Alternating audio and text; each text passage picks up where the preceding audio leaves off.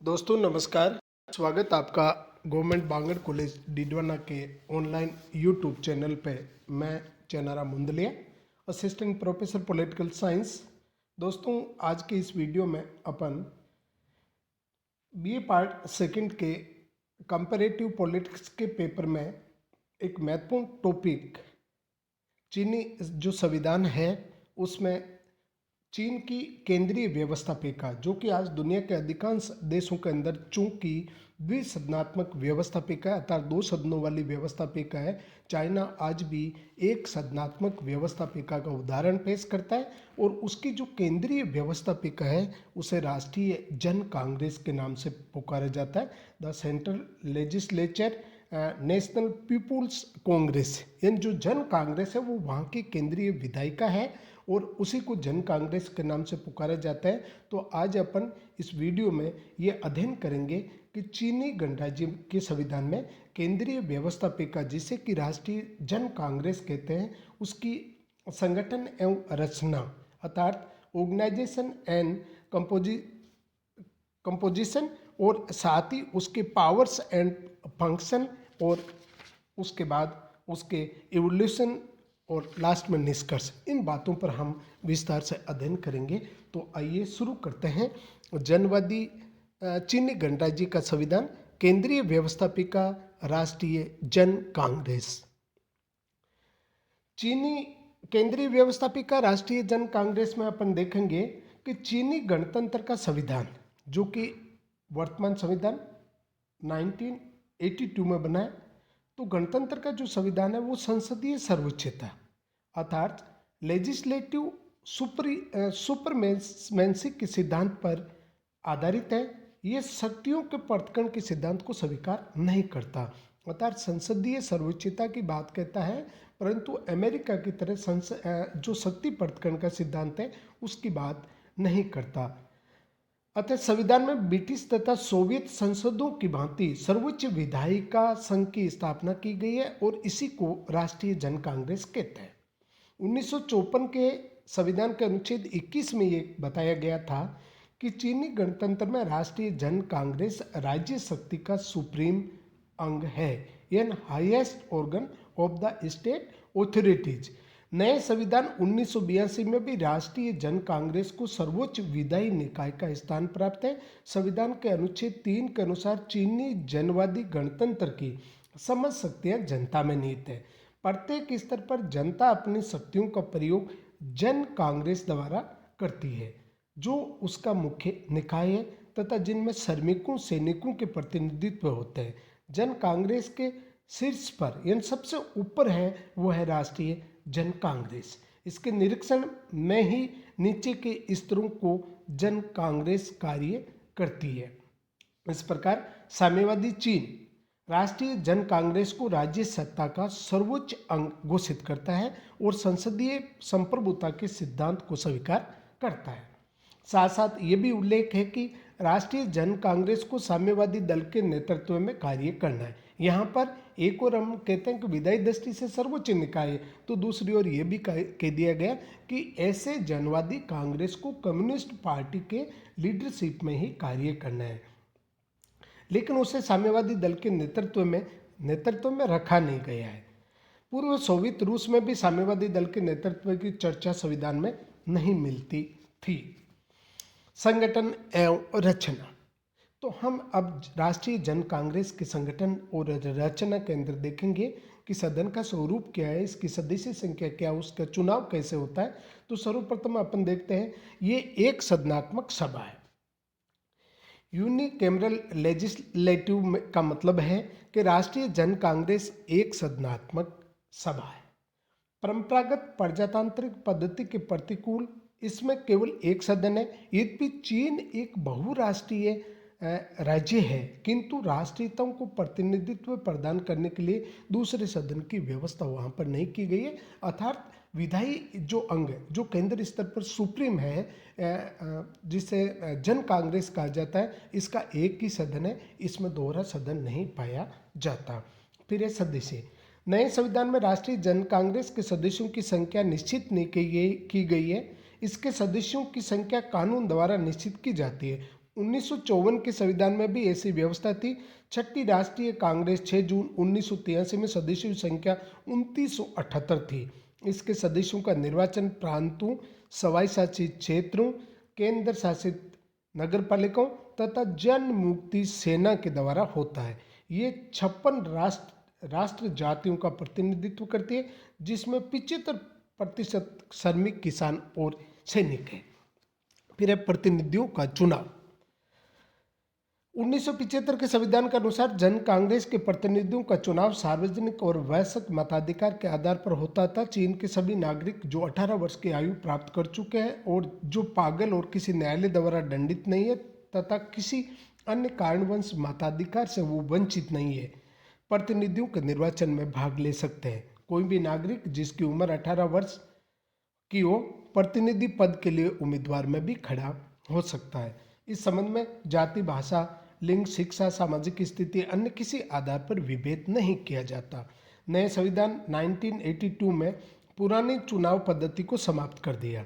अब प्रतिनिधियों का चुनाव लोकतांत्रिक परामर्श के द्वारा होता है। जिस तरह से दलीय कांग्रेस के प्रतिनिधियों का चुनाव किया जाता है, वैसे ही राष्ट्रीय जन कांग्रेस के प्रतिनिधियों को केंद्रीय और स्थानीय अधिकारियों के परामर्श से केंद्र स्थानीय प्रतिनिधियों को ध्यान में रखते हुए नॉमिनेट करता है या मनोनीत करता है।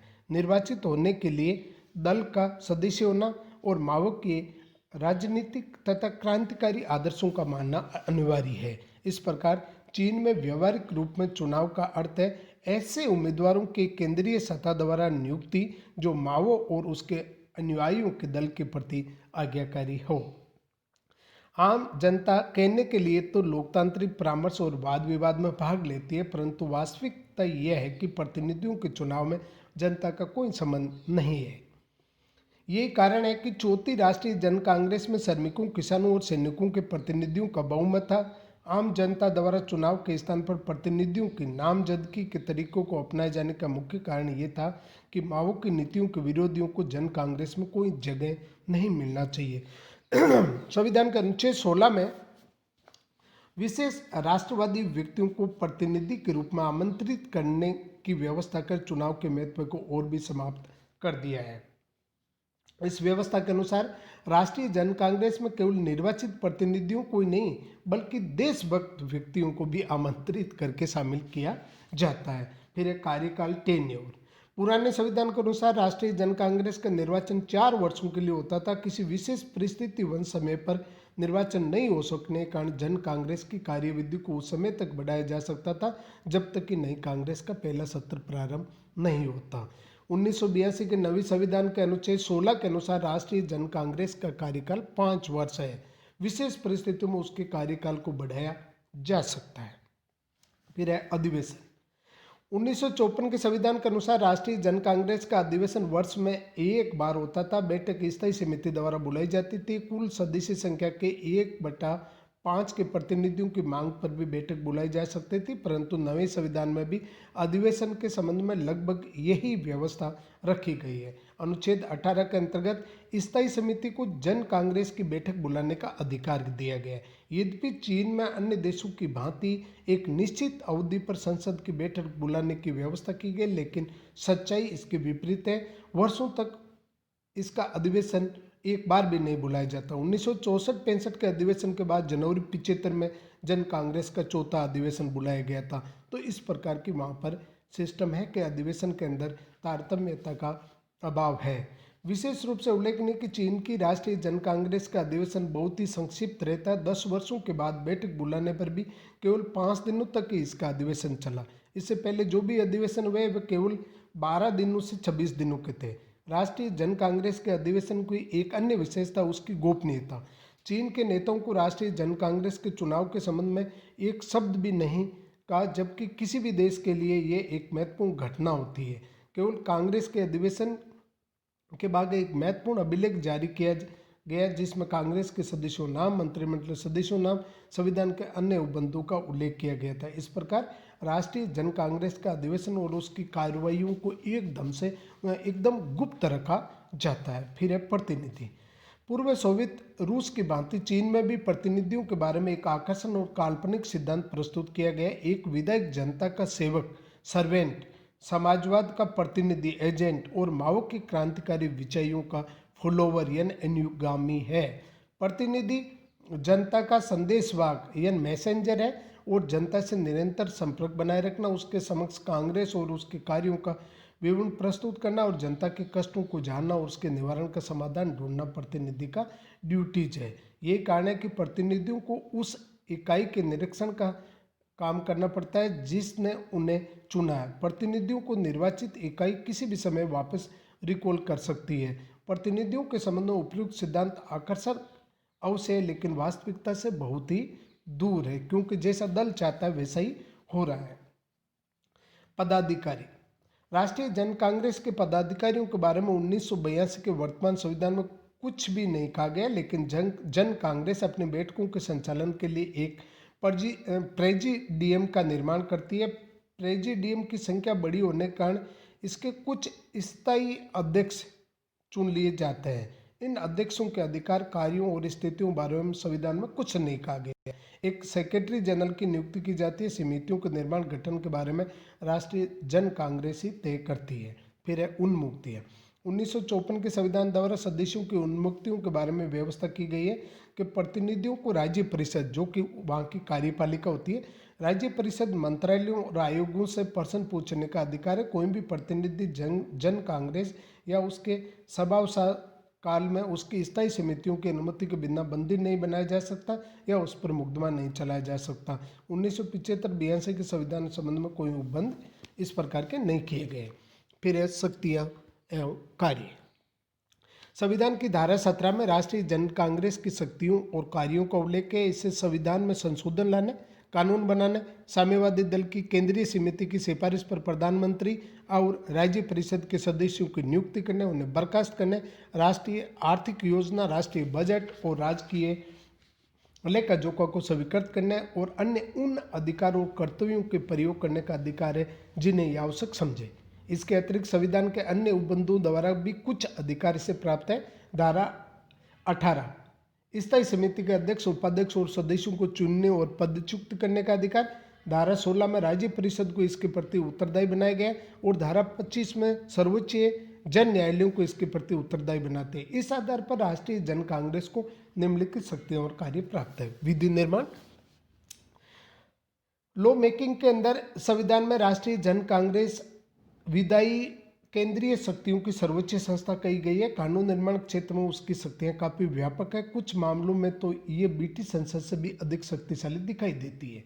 चूंकि चीन में शक्तियों के पृथक्करण के सिद्धांत को स्वीकार किया गया, इसलिए सारी शक्तियों का स्रोत राष्ट्रीय जन कांग्रेस बन गई। किसी भी ऐसी संस्था का प्रावधान नहीं है जो विधियों को निषेध वीटो कर सके। अन्य देशों में किसी न किसी रूप में संसदों कानून निर्माण के अधिकार पर नियंत्रण लगाए, जबकि यहाँ पर ऐसा नियंत्रण नहीं लगाया गया। केवल उसे साम्यवादी दल के नेतृत्व में कार्य करना है। फिर है सांविधिक संशोधन। चीन की राष्ट्रीय जन कांग्रेस को संविधान में संशोधन कर लाने का यानी कॉन्स्टिट्यूशनल अमेंडमेंट, जो संविधान में बदलाव होता है, वो अधिकार है। संशोधन की प्रक्रिया के बारे में संविधान चुप है। अतः राष्ट्रीय जन कांग्रेस साधारण बहुमत से भी संविधान में ब्रिटिश संसद की भांति संशोधन ला सकती है। थोड़े में चीन का राष्ट्रीय जन कांग्रेस को संशोधन संबंधी शक्ति की तुलना ब्रिटिश संसद से भी की जा सकती है, क्योंकि ब्रिटेन में भी इसी तरह संविधान में संशोधन किया जा सकता है। फिर है निर्वाचन और नियुक्ति। निर्वाचन नियुक्ति के संबंध में भी राष्ट्रीय जन कांग्रेस की शक्ति काफी व्यापक है। इसे प्रधानमंत्री और राज्य परिषद के अन्य सदस्यों की नियुक्ति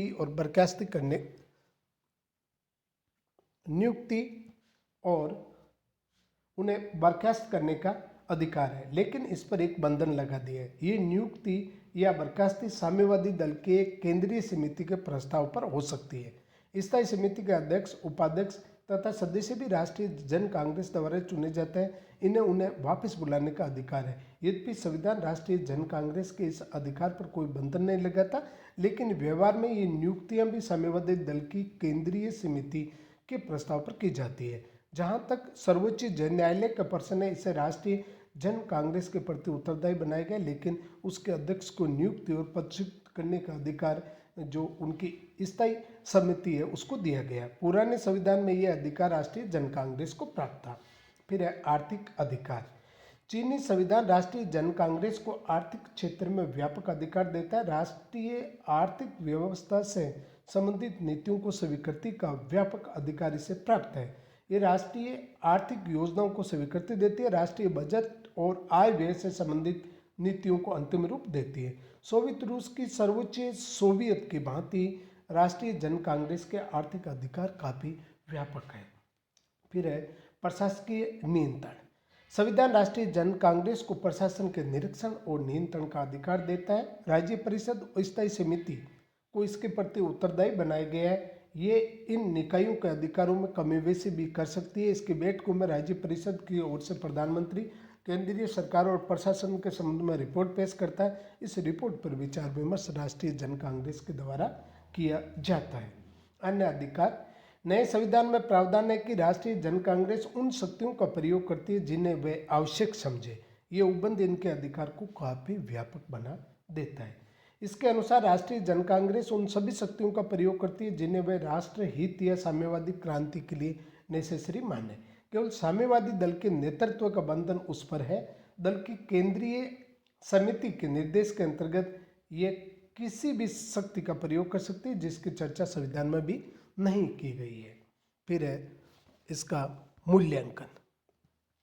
मूल्यांकन में देखेंगे अपन के राष्ट्रीय जन कांग्रेस की रचना, अधिकार और इसकी स्थिति के बारे में काफ़ी आलोचना हुई है। आलोचनाओं का प्रमुख जो आधार है वो एक है, राष्ट्रीय जन कांग्रेस के संगठन और कार्यविधि के संबंध में पश्चिमी देशों के समान आलोचना की जाती है कि लोकतांत्रिक पद्धति के अंतर्गत संसद का चुनाव जनता डायरेक्ट करती है, लेकिन साम्यवादी दल में एक नई पद्धति अपनाई जिसे जनवादी विचार विमर्श का तरीका कहा गया। इस पद्धति के अनुसार प्रतिनिधियों का चयन साम्यवादी दल और प्रशासन के द्वारा ही कर लिया जाता है। केवल कहने के लिए जनता से विचार विमर्श किया जाता है। ये पद्धति घोर लोकतांत्रिक है। पहली बात तो ये। फिर सेकेंड है, देशभक्त व्यक्तियों के राष्ट्रीय जन कांग्रेस की बैठकों में भाग लेने के लिए आमंत्रण देने की भी कठोर आलोचना की जाती है। इसका स्पष्ट अर्थ है कि शासक यानी जो रूलिंग पार्टीज है वो देशभक्त व्यक्तियों के नाम पर किसी भी संख्या में उनके जो नॉमिनेट प्रतिनिधि उन्हें राष्ट्रीय जन कांग्रेस में सदस्यता दे देता है। ऐसी गैर प्रजातांत्रिक व्यवस्था दुनिया के किसी भी संविधान में नहीं है। फिर है, जहाँ तक राष्ट्रीय जन कांग्रेस के अधिवेशन का यदि प्रश्न है तो इसकी बैठक बहुत लंबे अरसे के बाद होती है और वर्ष में एक बार अधिवेशन की व्यवस्था को कभी व्यवहार में नहीं लाया गया है। इससे कम अवधि अधिवेशन की होती है और लंबे अरसे के बाद बैठकों द्वारा ये संभव नहीं है कोई संस्था प्रभावी भूमिका अदा कर सके। सच पूछा जाए तो ये व्यवस्था राष्ट्रीय जन कांग्रेस को पूर्णतः नपुंसक बना देती है, क्योंकि न तो समय पर अधिवेशन होता है और अधिवेशन होता है तो वो भी बिल्कुल संक्षिप्त होता है। राष्ट्रीय जन कांग्रेस के कार्यकाल के बारे में भी इसी प्रकार की अनिश्चितता है। ये 5 साल की अवधि के लिए है, परंतु मनचाहे ढंग से इसका समय बढ़ा दिया जाता है। व्यवहार में ऐसा भी हुआ है कि ये चीन की जनवादी व्यवस्था को गैर प्रजातांत्रिक बना देती है। राष्ट्रीय जन कांग्रेस की सदस्य संख्या बहुत व्यापक है। ये विश्व की किसी भी संसद की सदस्य संख्या से कई गुना ज़्यादा है। इसकी बड़ी संख्या में किसी विषय नीति पर गंभीरतापूर्वक कभी विचार विमर्श कर नहीं सकती। संसदीय संस्थाएं उत्तरदायी ढंग से तभी काम कर सकती है जब उनमें शासन दल के साथ साथ विपक्ष भी हो। चीन में विरोधी दल का कोई प्रश्न ही पैदा नहीं होता। अतः राष्ट्रीय जन कांग्रेस का काम केवल साम्यवादी दल की जो पॉलिसीज है उसका समर्थन करना है। पुराने संविधान की तुलना में नवे संविधान के अंतर्गत राष्ट्रीय जन कांग्रेस की शक्ति अधिकारों में भारी कमी कर दी और दोनों संविधानों की तुलना में पता चलता है कि राष्ट्रीय जन कांग्रेस के बहुत से महत्वपूर्ण कार्य अधिकार इससे छीन लिए गए हैं। तो इस प्रकार से चीन के वर्तमान संविधान में राष्ट्रीय जन कांग्रेस की स्थिति को पहले से भी नीचा कर दिया गया है। फिर भी निष्कर्ष रूप से हम कह सकते हैं कि राष्ट्रीय जन कांग्रेस की स्थिति अधिकारों के विश्लेषण से ये पता चलता है कि पुराने संविधान की तुलना में इसके कार्य अधिकारों में भारी कमी की गई है। इसकी स्थिति पहले से ही अधिक कमजोर कर दी गई। वस्तुतः ये राज्य शक्ति का सर्वोच्च सत्ता नहीं है, केवल दिखावे के लिए एक लोकतांत्रिक परंपरा को संस्था है। इसे एक साम्यवादी दल के पूर्ण और प्रत्यक्ष नियंत्रण और नेतृत्व में काम करना, ये केवल मोहर लगाने वाली संस्था रहेगी। बाकी इसकी कोई उपयोगिता कहीं नजर नहीं आती।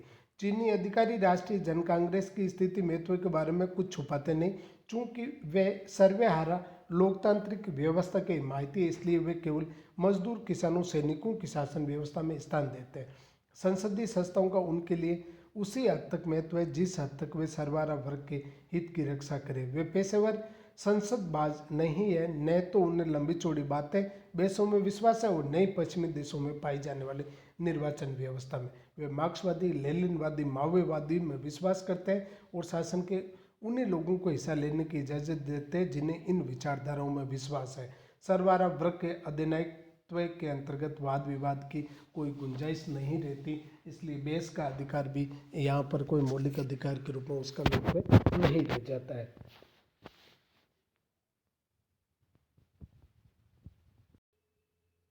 इस प्रकार आज के इस वीडियो में अपन ने चीनी गणराज्य में केंद्रीय विधायिका अर्थात वहाँ की जन कांग्रेस का, उसकी संरचना, उसकी शक्तियाँ और साथ ही व्यवहार में उसका मूल्यांकन अर्थात जो आलोचना की जाती है उसका अध्ययन किया, जहाँ हम सिद्धांत में इसको एक सर्वोच्च संसदीय संस्था मान लेते हैं, लेकिन व्यवहार में आते आते ये एक कम्युनिस्ट पार्टीज के नियंत्रण और नेतृत्व में कार्य करने वाली संस्था भर रह जाती है।